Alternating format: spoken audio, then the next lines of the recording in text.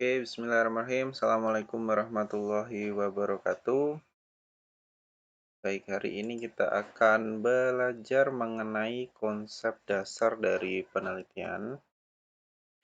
Ya, jadi kita akan bicara mengenai konsep, kemudian prinsip, kaidah, dan norma dalam metode penelitian. Sebenarnya saya lebih akan mengarahkan kepada apa sih yang kita pelajari selama metodologi penelitian ini.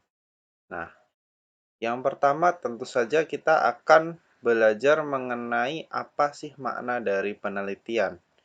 Nah, penelitian sendiri ini adalah kegiatan yang lekat dengan aktivitas manusia sehari-hari dalam pemenuhan kebutuhan hidup dan mengatasi berbagai masalah yang ada. Nah, penelitian juga dilakukan oleh kebanyakan manusia dengan berbagai cara, dengan subjek penelitian dan juga tujuan penelitian yang ingin dia capai atau ingin dia ketahui.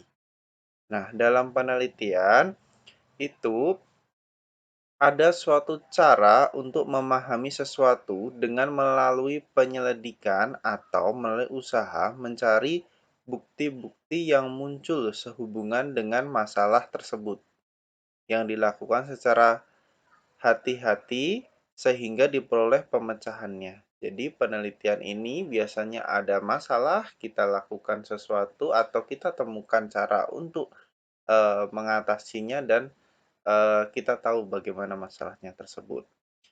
Nah, di dalam metodologi penelitian, metodologi merupakan gabungan dari metodus dan logos, yang berarti ilmu atau pengetahuan. Sehingga metodologi penelitian secara sederhana dapat dijelaskan sebagai ilmu tentang bagaimana cara meneliti, bagaimana slice-nya, bagaimana kita memotong sebuah penelitian, bagaimana kita melakukan sebuah penelitian itu gimana sih caranya.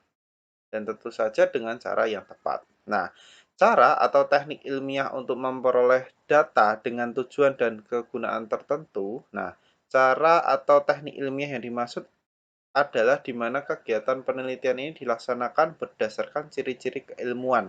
Salah satu ciri keilmuan itu adalah rasional, kemudian empiris, dan juga sistematis atau biasa disingkat dengan RES. Nah, metodologi penelitian ini masih berdasarkan teori saja, jadi itu sekumpulan peraturan, kegiatan, prosedur yang digunakan oleh seluruh pelaku disiplin ilmu. Nah, menurut para ahli, penelitian ini kegiatan ilmiah yang berkaitan dengan analisis dan konstruksi yang dilakukan secara metodologis, sistematis, dan konsisten. Nah, metodologi ini membahas tentang bagaimana untuk memecahkan masalah ataupun sebagai pengembang ilmu pengetahuan dengan menggunakan metode-metode ilmiah. Nah, di dalam metodologi kita mengenal beberapa hal, di antaranya adalah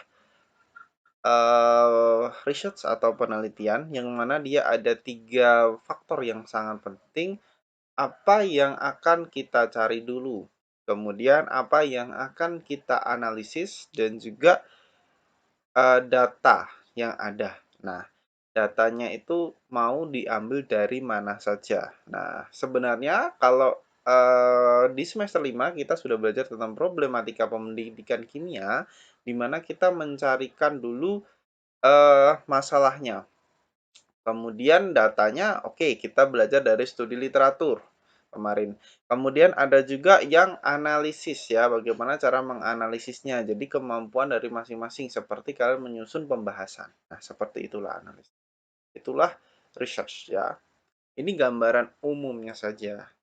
Nah, kalau berdasarkan teknik yang digunakan, kita mengenal ada basic research atau penelitian dasar dan juga applied research atau penelitian terapan. Apakah itu? Basic research atau penelitian dasar ini adalah kegiatan penelitian teoretik eksperimental untuk memperoleh pengetahuan baru tentang prinsip-prinsip dasar dari fenomena atau fakta yang teramati.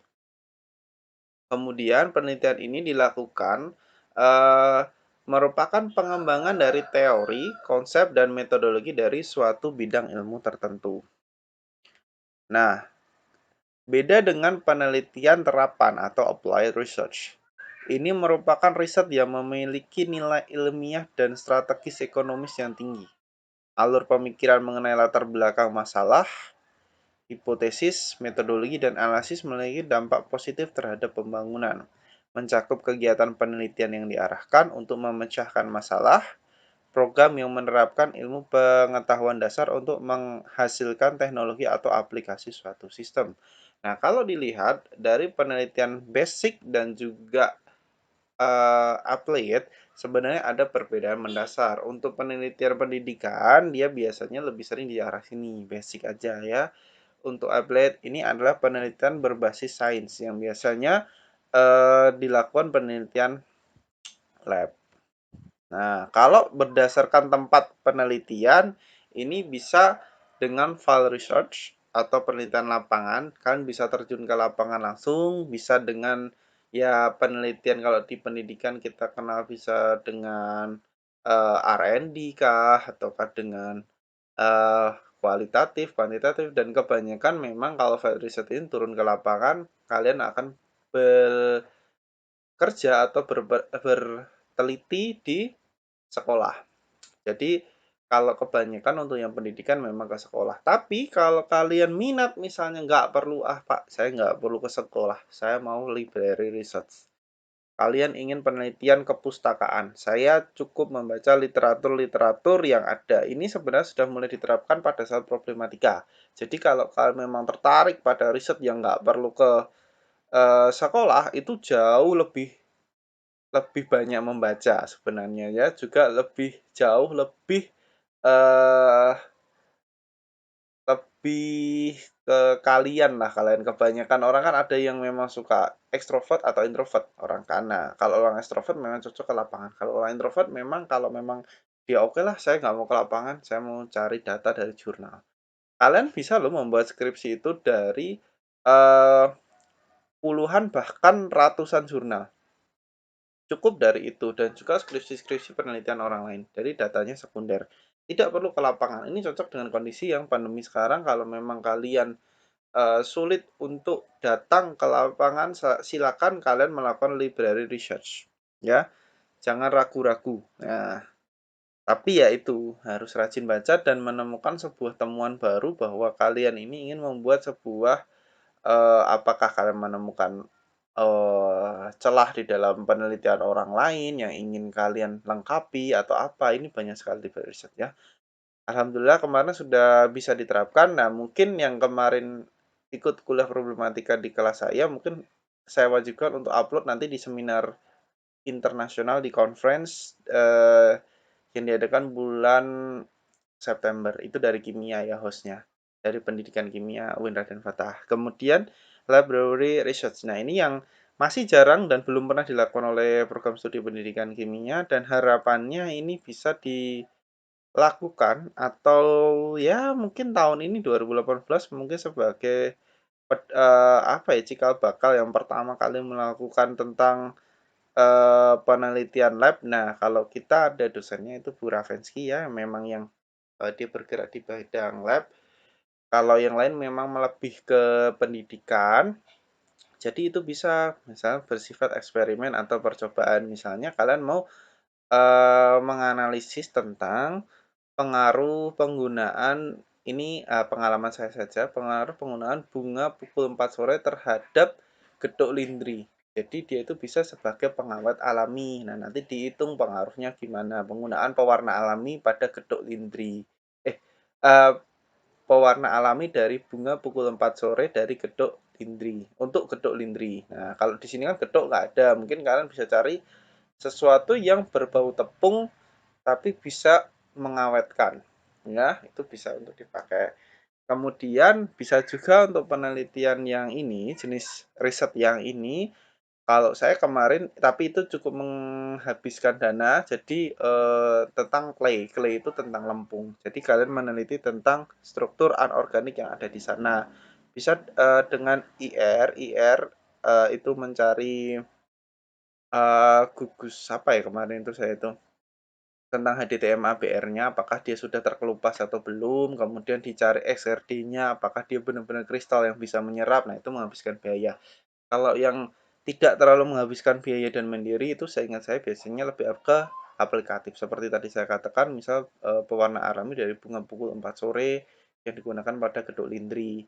Atau mungkin kalian tertarik untuk yang lain, misalnya untuk pengawet makanan apa, pempek kah, pempek warna kah, itu juga bisa. Kemarin kan sudah belajar juga dengan Bu Bayurini, kalau memang kalian ada tertarik riset itu. Jadi sebenarnya tidak cuma diberi warna tapi juga dicari pengaruhnya, berapa konsentrasi ini berapa sih bisanya misalnya dari 100 gram ini bisa jadi konsentrasi berapa. Nah, itu lebih ke hitungannya lebih jelas di situ. Nggak perlu banyak uang, bisa kalian ambil juga dari apa-apa yang ada di tempat kalian ya. Banyak cara. Kemudian kalau pendekatan yang digunakan ini ada survei research. Nah, ini tidak melakukan perubahan tindakan atau perlakuan dari eksperimen yang teliti. Kemudian eksperimen research dilakukan perubahan atau perlakuan khusus pada variabel yang diteliti. Kalau survei ini lebih kepada biasanya evaluasi dan sebagainya itulah. Kalau eksperimen ya misalnya kalian mencoba mengetahui pengaruh dari pembelajaran metode A dan metode B, pengaruh dari media A dan media B. Nah, itu seperti itu. Nah, untuk survei ini ada penelitian penjelasan atau eksplanasi menggunakan data yang sama menjelaskan hubungan kausal atau variabel melalui pengujian hipotesis. Kemudian ada penelitian prediksi, jadi meramalkan apa yang akan terjadi. Kemudian penelitian pengembangan sosial. Ya, ini dikembangkan berdasarkan survei yang dilakukan secara berkala. Jadi kalau pengembangan sosial ini sebenarnya agak panjang. Berproses juga. Kemudian penelitian eksplorasif ini sifatnya terbuka, mencari-cari, kemudian tentang masalah yang masih terbatas, deskriptif. Ini mempelajari masalah dalam masyarakat. Ini bisa juga kalian terapkan pada sekolah, mempelajari masalah yang ada di sekolah. Misalnya tidak adanya penggunaan media di sekolah itu, atau kalian mau tertarik membahas tentang tapi agak berat sih kualitas SDM guru itu agak berat juga misalnya. Kalau di kakak tingkat saya pernah membahas ini tentang penggunaan kelas emersi. Emersi itu kelas yang separuh bahasa Inggris, separuh enggak, ya. Jadi ada pembelajaran dengan dui bahasa atau RSBI kalau orang dulu kenalnya di sini. Nah, itu membahas itu juga dibahas, kemudian sekolah yang bertaraf integrasi keislaman itu bisa kalian bahas juga sebenarnya.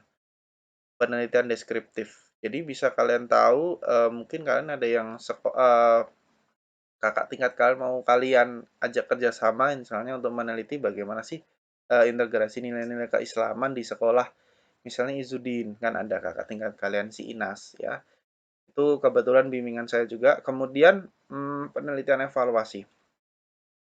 Penelitian evaluasi ini mencari jawaban tentang pencapaian tujuan yang digariskan sebelumnya. Jadi ada evaluasi atau perbaikan pada penelitian ini. Nah, bagaimana sih cara meneliti? Nah, cara meneliti ini ada di situ pasti ada cara ilmiahnya. Dalam setiap penelitian itu cara ilmiah atau metodologi. Didapatlah data, kemudian apa sih sebenarnya setelah data diperoleh kalian pasti berpikir kegunaan dan tujuan dari saya meneliti ini apa. Nah, itu harus kalian ketahui juga. Jadi metodologi ini ya kalian tahu slice-nya, datanya mau siapa saja, subjeknya, objeknya apa, kemudian fungsi dari meneliti ini apa, kalian tahu dan tujuannya. Tentu saja tujuannya kalian juga harus paham. Misalnya mengetahui pengaruh model A, model B. Nah, itu bisa itu untuk penelitian eksperimen. Misalnya untuk mengembangkan sebuah produk. Nah, itu bisa. Nah, kegunaannya untuk apa? Setelah tujuan terpenuhi, kegunaannya untuk apa?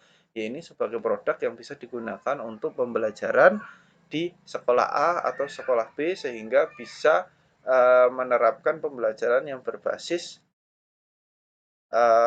misalnya learning cycle, misalnya seperti itu. Lalu bagaimana tentang alur sebuah penelitian?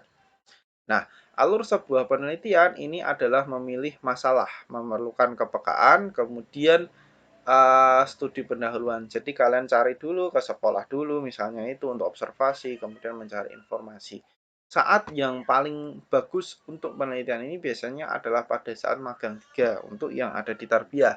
Tapi jika memang kalian sebenarnya sudah menemukan di magang 2 atau sudah menemukan masalah pada sekolah SMP, SMP masih boleh untuk kimia, kemudian di SMA, nah itu bisa kalian jadikan sebagai sebuah ide untuk meneliti. Kemudian merumuskan masalah. Jelas dari mana dan jelas dari mana harus mulai, kemudian kemana harus pergi dan dengan apa. Jadi merumuskan masalah ini ya kalian harus tahu rumusan masalahnya apa, kemudian mau dipecahkan atau ditemukan.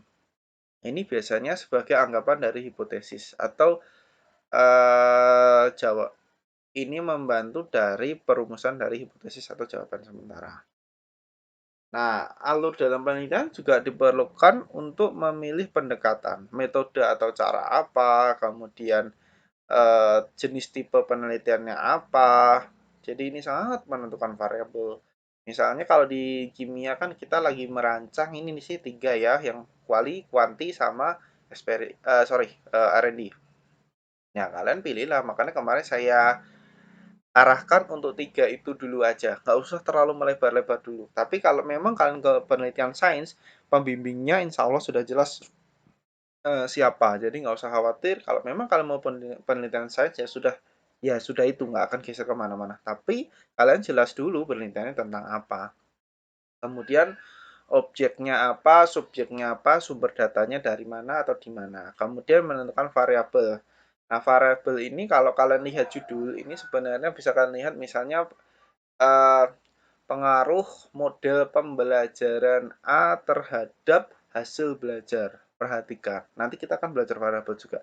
Model belajar itu merupakan variabel. Kemudian eh, hasil belajar itu juga variabel karena kalian mencari benar nggak sih si model ini berpengaruh terhadap hasil belajar. Kemudian menentukan dan menyusun instrumen ini adalah hal yang sangat penting di dalam sebuah riset atau penelitian. Jadi kalau kalian mau menyusun sebuah instrumen yang bagus, itu akan berpengaruh pada penelitian atau hasil yang didapatkan di dalam penelitian. Ini untuk instrumen simpel-simpel ribet. Jadi tergantung jenis penelitiannya apa. Kalau kualitatif memang dia harus mendalam, wawancara mendalam, kemudian banyak yang harus ditelaah. Kemudian kalau kuantitatif memang waktu penyediaan instrumen itu harus cepat karena dia mengejar waktu yang tepat di dalam metode pembelajaran atau istilahnya gini, kalian mau meneliti materi misalnya larutan elektrolit. Nah, kalian harus kejar misalnya kalian harus seminar proposal sebelum masuk di dalam larutan elektrolit ini. Dan juga instrumennya dalam prosesnya kalian sudah tervalidasi dan selesai. Nah, kemudian eh, data-data ini juga ada data observasi, interview, dan kuesioner. Banyak sekali ya datanya ya.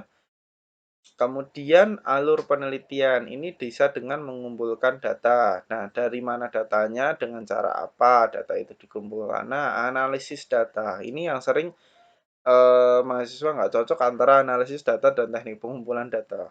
Nah, ini tergantung dari mau dianalisis dengan cara apa. Bisa dengan kalau memang kuantitatif jelas berbeda dengan kualitatif. Kemudian bagaimana kita menarik sebuah kesimpulan. Nah, dalam menarik kesimpulan itu memerlukan sebuah kejujuran apakah hipotesis terbukti.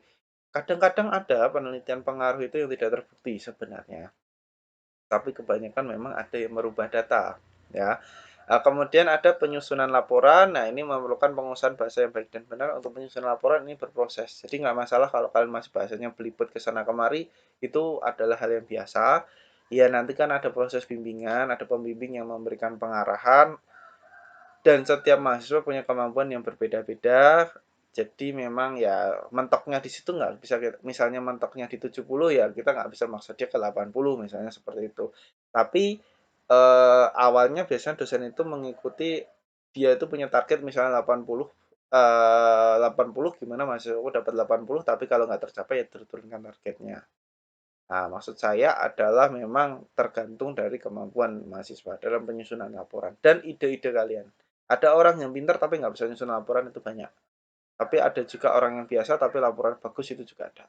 Jadi jangan minder, kemudian metode ilmiah ini harus ya bersistem, metode, kemudian objektif, kemudian juga berlaku umum. Jadi kalau kalian dalam meneliti ini harus berlaku secara universal, tidak secara apa ya, secara sempit. Jadi memang harus universal. Kemudian dalam meneliti itu harus berpikir ilmiah, skeptif, analisis, dan juga kritis. Nah, keterangan skeptif itu menanyakan bukti dan fakta yang mendukung pertanyaan. Analitik selalu menganalisis setiap pertanyaan atau persoalan. Kritis artinya mendasarkan pada pikiran atau pendapat logis dan mampu menimbang berbagai hal secara objektif berdasarkan data dan analisis akal sehat. Nah, ini adalah tadi penelitiannya RAS tadi ya, rasional, sistematis, dan juga empiris. Nah, ini data penelitian yang empirik ini harus valid dulu. Valid itu teruji kebenarannya. Kemudian setelah valid kita bisa uji derajat ketepatannya dengan reliabilitas dan juga objektivitas. Ya, reliable bisa diuji dalam waktu yang lama. Kemudian objektif itu tidak hanya untuk sekolah tertentu atau di tempat tertentu. Nah, seperti itu. Ini kita akan belajar mengenai data empirik juga. Nah, untuk structure di dalam research kita atau struktur penelitian ini ada banyak sekali ya. Yang pertama tentu kalian ingat ada namanya bab 1, bab 2, bab 3, bab 4 sampai bab 5. Gak ada bab 6 ya. Oke, yang bab 1 itu biasanya menjelaskan tentang deskripsi dari suatu masalah. Masalah ini ada latar belakangnya, jadi kaitan masalah yang satu dengan yang lain, state of identifikasi masalah. Jadi kalian di deskripsi masalah ini temukanlah masalah. Banyak sekali masalah yang bisa kalian ungkapkan di latar belakang ini. Kalian ungkap bla bla bla ya. Cara mengungkapnya sederhana sih sebenarnya. Kalian buat dulu kerangka berpikir. Kalau saya selalu mahasiswa saya tugaskan untuk membuat kerangka berpikir. Ya ada yang ngeyel juga ada yang nggak dibuat sama sekali. Akhirnya berantakan di skripsinya nggak urut susunannya. Ada juga yang manut. Kalau yang manut, alhamdulillah biasanya nggak terlalu dipertanyakan di latar belakang. Kan ditanyakan aja kok harus penelitian ini dan penelitian itu. Nah, itu aja. Tapi ada juga yang nggak manut, itu biasanya sulit. Karena kalau kerangka berpikirmu jelas, di dalam latar belakang tentu saja jelas. Arahmu mau kemana. Nah, itu yang sering terlupakan. Kemudian pembatasan masalah. Ada batas atau kamu mau meneliti ini cuma sampai di semester berapa, materinya apa, kemudian kelas berapa. Nah, itu bisa dijelaskan di batasan masalah. Saya cuma meneliti misalnya di taraf kelas 11 materi elektrolit misalnya gitu. Kemudian perumusan masalah. Perumusan masalah ini pernyataan lengkap dan rinci mengenai ruang lingkup masalah yang akan diteliti. Kalau rumusan masalah ini sebenarnya sudah menjawab setengah, tapi belum terbukti karena belum diteliti. Ya, misalnya uh, kalau rumusan masalah ini apakah terdapat pengaruh model A terhadap hasil belajar? Nah, itu kan sudah menjawab setengah. Benar nggak sih ada pengaruhnya? Nah, bisa jadi ada, bisa jadi tidak. Nanti dijawab di hipotesis. Misalnya hipotesis menyatakan ada pengaruh. Nah, kemudian tujuan penelitian. Ini gambaran dari output penelitian. Misalnya mengetahui pengaruh model A terhadap pembelajaran, mengetahui media A terhadap pembelajaran. Kemudian mengembangkan produk yang valid dengan dari para ahli, misalnya mengetahui respon siswa, misalnya seperti itu. Kemudian kegunaan penelitian atau manfaat yang dapat dipetik. Kalau yang ini yang paling substansial atau yang paling penting, salah satunya sebenarnya adalah yang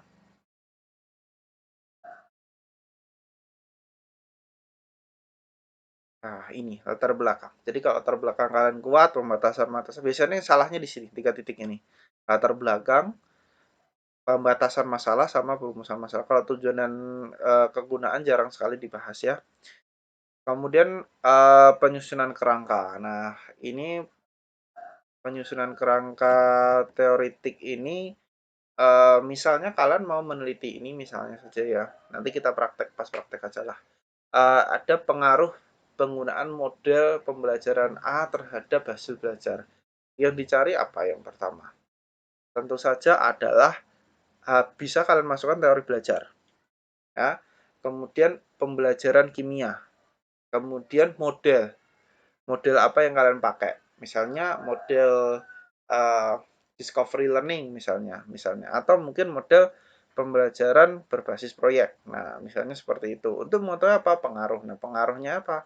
Pengaruhnya variabel yang ditanyakan misalnya kognitif, maka ya kalian masukkan di bab 2 itu kognitif. Nah, nanti sambil belajar kita tahu kok bab 2 itu isinya apa aja sih, Pak, sebenarnya. Nah, atau bukan bab 2 sih, kerangka teori lebih tepatnya. Saya lebih suka nyebut bab 2 karena kalau tempat kami nyusun skripsi itu proposal itu sudah bab 1, 2, 3. Jadi tinggal di bab 4 dilanjutkan. Kalau di UIN ini kan proposal masih bentuknya A, B, C, D, jadi beda-beda, nggak masalah. Cuma nanti ganti format aja.